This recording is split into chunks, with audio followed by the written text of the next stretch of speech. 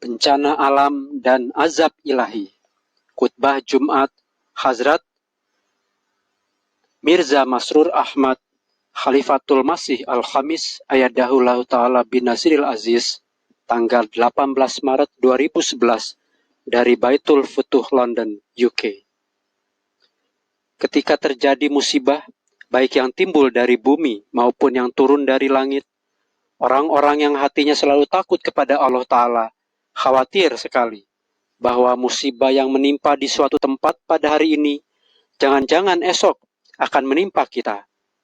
Jangan-jangan amal perbuatan kita yang tidak baik menjadi penyebab timbulnya kemurkaan Allah Ta'ala. Perasaan seperti ini hanya dapat timbul dalam hati orang-orang mukmin sejati. Dan ini hanya dapat timbul dalam hati orang-orang yang sudah paham betul bahwa Allah Ta'ala bebas merdeka, tidak memerlukan sesuatu dari hamba-hambanya. Bila pikiran orang sudah demikian, ia akan berusaha untuk menjalani kehidupan sesuai dengan keridhaan Tuhan. Dan mengenai orang mukmin seperti itu, Allah Ta'ala berfirman, sesungguhnya orang-orang yang takut kepada Tuhan mereka, badan mereka gemetar. Dan disebabkan rasa takut itu, bi ayati Rabbihim yu'minun, mereka beriman terhadap tanda-tanda Tuhan mereka.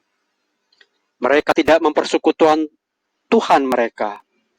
Dan dalam setiap keadaan, perhatian mereka selalu terpusat kepada Tuhan. Mereka tidak seperti orang yang apabila musibah menimpa, mereka ingat kepada Tuhan. Dan apabila sudah terlepas dari musibah itu, mereka lupa kepada Tuhan.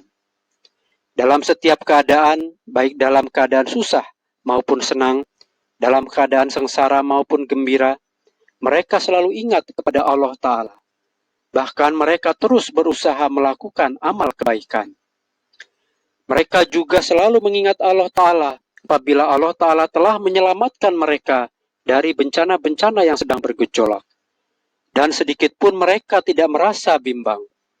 Bahkan mereka semakin merundukkan diri di hadapan Allah Ta'ala di waktu terjadi musibah atau menghadapi bencana menakutkan disebabkan cuaca buruk.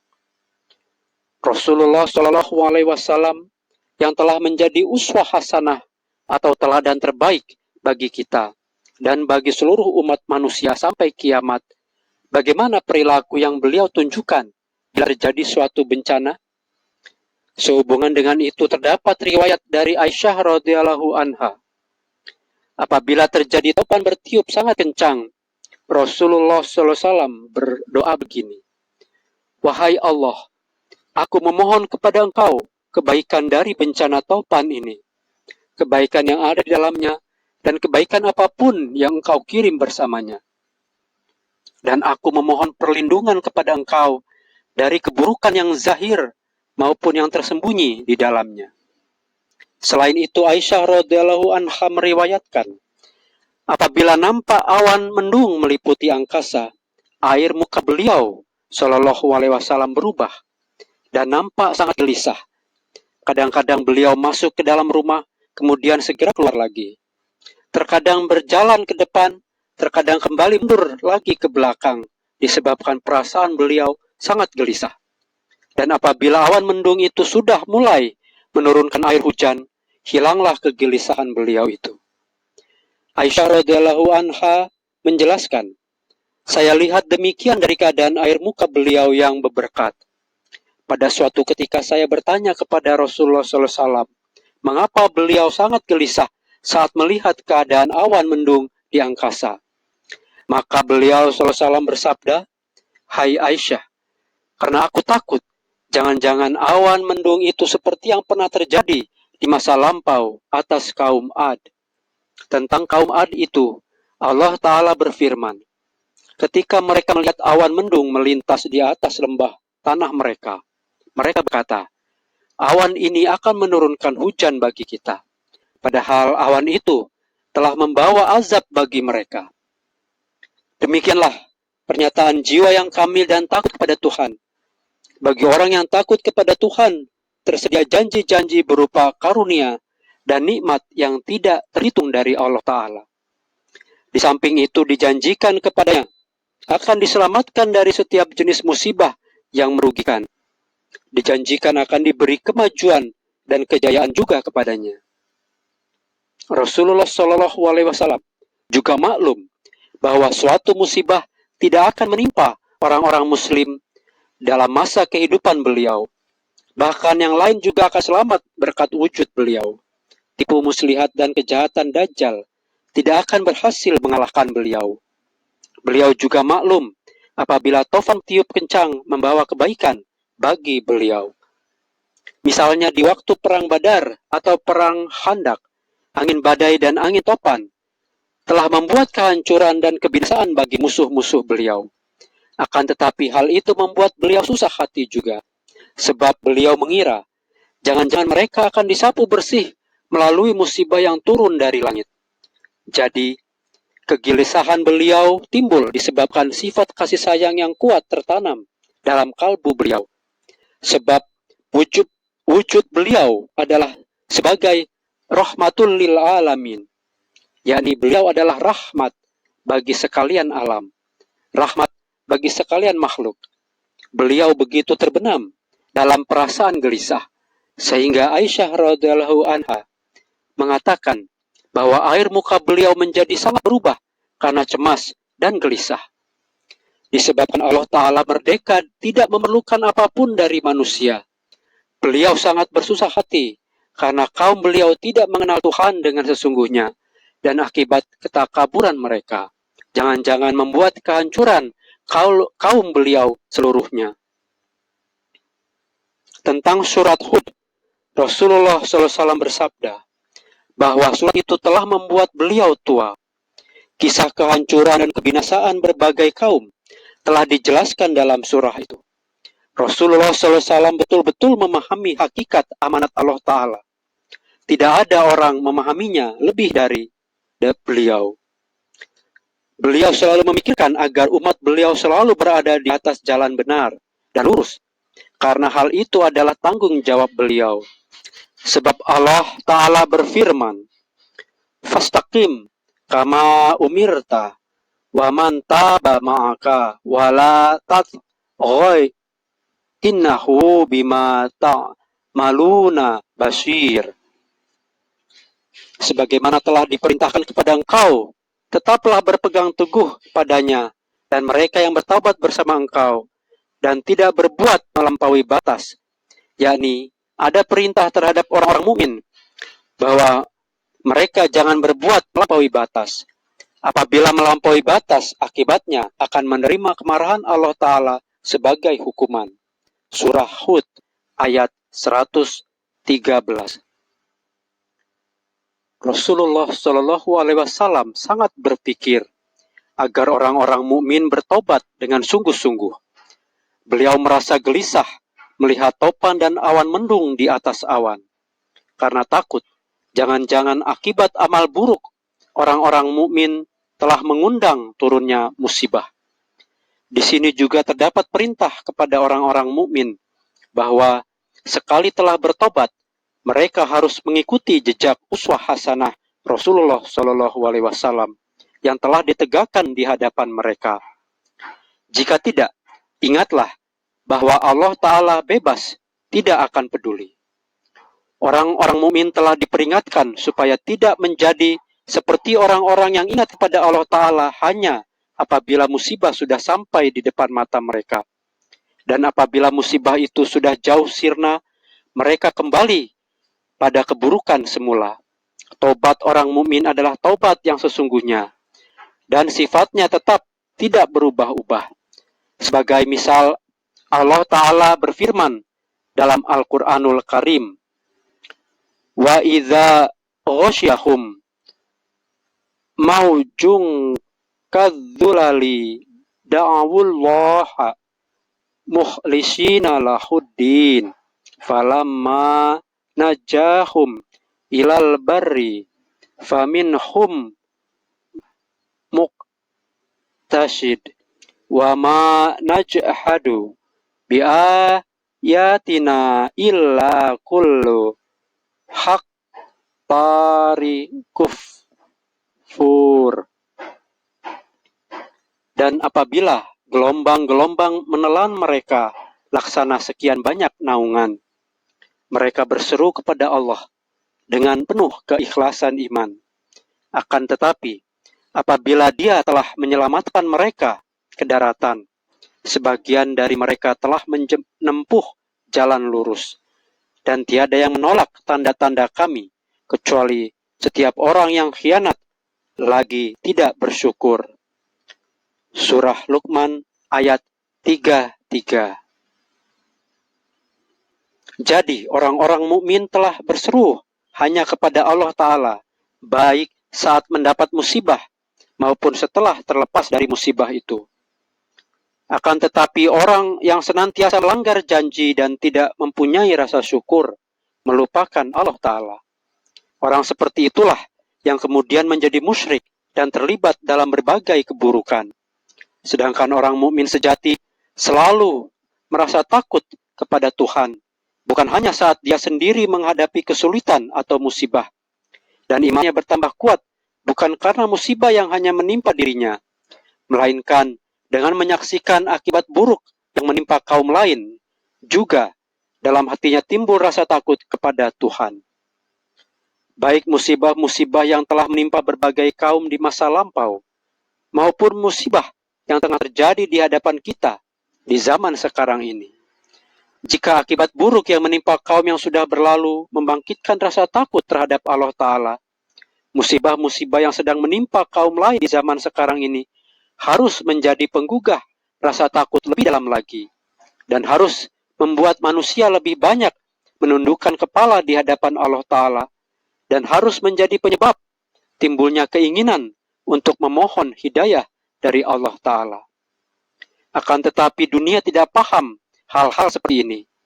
Pada umumnya manusia menganggap semua perubahan cuaca, musibah-musibah yang timbul dari muka bumi maupun yang turun dari langit sebagai fenomena kehendak alam atau merupakan bagian dari hukum alam saja yang biasa timbul setelah dunia berlangsung beberapa tahun lamanya.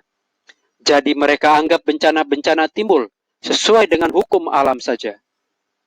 Para cendekiawan zaman sekarang sekalipun telah menyaksikan bencana atau musibah dahsyat, hati mereka tidak tergugah rasa takut kepada Allah Ta'ala karena berpegang pada ilmu pengetahuan kudrat Allah Ta'ala yang mereka yakini seperti itu. Memang betul, timbulnya suatu bencana ada di bawah undang-undang kudrat Allah Ta'ala atau undang-undang semula abadi. Memang betul, apabila gempa datang menggoncang bumi, berubahnya lempengan di dasar bumi sebagai penyebab timbulnya gempa bumi. Memang betul, gempa yang telah menggoncang Selandia Baru dan Jepang dan beberapa daerah kepulauan sebelah timur terletak di atas lempengan-lempengan itu. Oleh sebab itu, di sekitar wilayah itu, gempa bumi lebih sering terjadi. Akan tetapi, harus diperhatikan juga, demi bukti kebenaran dakwah orang yang telah diutus oleh Allah Ta'ala pada zaman sekarang ini. Apakah tidak dijanjikan Allah Ta'ala akan terjadi banyak gempa? Ketika seorang mubalik Ahmadiyah bernama Maulana Mubashir Ahmad Nazir sedang menyampaikan tablik kepada para ulama Islam di Ghana, Afrika Barat, tentang kebenaran dakwah Hazrat Mirza Ghulam Ahmad alaihissalam sebagai Imam Mahdi dan Masih Maud, para ulama dan tokoh agama yang hadir pada waktu itu meminta bukti. Mereka berkata, tanda kedatangan Imam Mahdi yang benar itu adalah gempa bumi. Jika dakwanya betul sebagai Imam Mahdi, maka perlihatkanlah kepada kami gempa bumi itu. Pada umumnya di negara Ghana tidak pernah terjadi gempa bumi. Maka Maulana Nazir Ahmad Mubashir Sahib mulai memanjatkan doa dengan sangat khusyuk kepada Allah Ta'ala. Apa yang terjadi?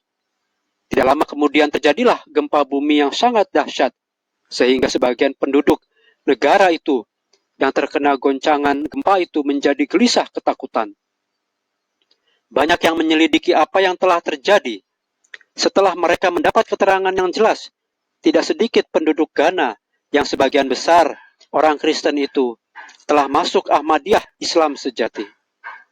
Di samping itu banyak orang Muslim juga baiat masuk Ahmadiyah. Di antara mereka banyak juga yang tidak beriman sekalipun mereka telah menyaksikan kenyataan yang mereka pinta dan sangat ajaib itu. Bagaimanapun itu urusan mereka dengan Allah Ta'ala. Dan tanda ajaib itu sempat menjadi pembicaraan hangat yang sangat terkenal di Ghana. Bagaimanapun yang terjadi, kita telah memeriksa dengan sangat teliti dan cermat bahwa kebangkitan Imam Mahdi alaihissalam sangat berkaitan erat dengan gempa-gempa bumi dan timbulnya musibah-musibah. Allah Ta'ala telah memberitahu melalui ilham kepada Hazrat Mirza Ghulam Ahmad alaihissalam bahwa kebenaran dakwah beliau sebagai Imam Mahdi ditunjang oleh timbulnya banyak gempa bumi dan musibah dahsyat. Setelah menerima ilham dari Allah Ta'ala, Hazrat Imam Mahdi Masih Maud alaihissalam memberitahu akan terjadinya gempa-gempa bumi dan bencana-bencana dahsyat itu. Beliau bersabda, tentang terjadinya bencana-bencana itu telah diberitahu Allah Ta'ala kepadaku, bahwa maut atau kematian akan menghamparkan sayapnya dari seluruh penjuru dunia. Dan gempa akan menggoncang dengan sangat dahsyatnya laksana kiamat. Bumi akan dijungkir balikan. Banyak kehidupan orang-orang akan sangat pahit. Kemudian orang-orang yang bertobat dan berhenti dari perbuatan dosa, Allah Ta'ala akan kasihan kepada mereka. Sebagaimana setiap nabi pernah mengabarkan tentang zaman ini, semua itu pasti akan terjadi. Akan tetapi, yang membersihkan hatinya dan mengambil jalan yang disukai Allah Ta'ala, mereka tidak usah takut dan tidak usah merasa gelisah. Allah Ta'ala berfirman kepadaku, engkau adalah nazirku atau pemberi peringatan dan pembawa kabar takut. Akulah yang telah mengutus engkau, supaya orang-orang yang berdosa dipisahkan dari orang-orang yang berbuat baik. Lagi Allah Ta'ala berfirman, telah datang seorang nazir, tetapi dunia tidak menerimanya. Akan tetapi, Tuhan akan menerimanya dan akan memperlihatkan kebenarannya dengan serangan-serangan yang maha dahsyat. Aku akan memberi berkat begitu banyak kepada engkau, sehingga raja-raja akan mencari berkat dari pakaian-pakaian engkau. Bersabda, gempa yang akan terjadi, yang merupakan gempa yang sangat dahsyat telah diberitahu Allah kepadaku. Dan dia berfirman, Pir bahar ai kuda kibat pir purri hui. Yakni, kemudian akan tiba musim bunga. Sesudah itu, firman Tuhan akan sempurna sekali lagi. Oleh sebab itu, kedatangan sebuah gempa yang sangat dahsyat adalah sudah pasti. Tetapi orang-orang yang benar akan terpelihara darinya. Karena itu jadilah orang-orang yang benar. Dan peganglah takwa supaya kamu terpelihara. Takutlah dari sekarang kepada Tuhan. Supaya pada hari-hari itu kamu terpelihara dari ketakutan. Sudah pasti langit akan memperlihatkan sesuatu. Dan bumi pun akan menzahirkan sesuatu. Tetapi orang-orang yang takut kepada Tuhan akan terpelihara darinya. Tuhan berfirman kepadaku, bahwa beberapa kejadian akan lahir dan beberapa bala bencana akan turun ke bumi ini. Sebagian darinya akan lahir di masa hidupku dan sebagian lagi di masa sepeninggalku. Tuhan akan memberi kemajuan kepada jemaatnya ini. Sebagian di tanganku dan sebagian lagi kemudian sesudah aku tiada. Al-Wasiat halaman 9-11. Demikianlah dakwah Hazrat Imam Mahdi Masih Maud alaihissalam, sebagaimana kira-kira pada tahun yang lalu saya menjelaskan juga kabar-kabar gaib dari beliau ini, bahwa selama 100 tahun yang lalu musibah-musibah dan gempa-gempa yang sudah terjadi telah melampaui semua catatan sebelumnya. Telah terjadi bukan hanya bencana-bencana kecil, tapi juga yang sangat besar, dan semua itu ada dokumentasinya. Akan tetapi kejadian bencana-bencana itu tidak sebanyak yang telah terjadi selama 100 tahun yang baru lalu. Tanda-tanda yang menakutkan ini berulang kali telah diperlihatkan oleh Allah Ta'ala di berbagai tempat di seluruh penjuru dunia. Oleh sebab itu, tanda-tanda ini harus diletakkan di hadapan kita, supaya selalu menjadi peringatan bagi kita, dapat memperkuat iman kita, dan supaya kita dapat menyampaikannya kepada masyarakat dunia. Hazrat Imam Mahdi Masih Maud alaihissalam telah menjelaskan, tanda-tanda kebenaranku juga akan lahir di masa aku sudah tiada. Beliau dengan sangat tegas telah mengingatkan terjadinya tanda-tanda ini kepada dunia, dan kita juga harus mengingatkan dunia tentang itu. Minggu lalu sebuah gempa yang sangat dahsyat terjadi di negara Jepang, disertai tsunami, yang telah menyapu bersih banyak daerah penduduk. Daerah-daerah penduduk yang sudah digoncang oleh gempa dan porak-poranda diterjang tsunami itu telah dihanyutkan oleh air ke arah lain. Pasukan penolong kita, Humanity First, sudah diberangkatkan menuju daerah yang dilanda musibah untuk memberi pertolongan kepada para korban gempa dan tsunami itu. Ketika dalam perjalanan mereka memberi kabar kepada saya lewat telepon dari sana bahwa di tepi jalan yang sedang mereka lalui itu sebelumnya terdapat sebuah kota berpenduduk kira-kira 15.000 sampai 20.000 orang. Sekarang sedikit pun sisa-sisanya tidak nampak lagi. Gedung-gedung besar dan jalan-jalan raya sudah tidak nampak lagi, hanya meninggalkan bekas-bekasnya. Jadi, kejadian ini sungguh sangat menakutkan. Namun, dalam suasana menakutkan ini, dengan mengamalkan suri teladan Rasulullah Shallallahu Alaihi Wasallam, kita harus memanjatkan doa sebanyak mungkin agar Allah Ta'ala memberi taufik kepada dunia untuk mengenal kebenaran yang disampaikan oleh Jemaat Ahmadiyah, dan semoga mereka diselamatkan dari musibah-musibah seperti ini. Semoga mereka tidak binasa seluruhnya dilanda musibah-musibah itu, dan semoga Allah Ta'ala membuka hati mereka untuk siap menerima kebenaran.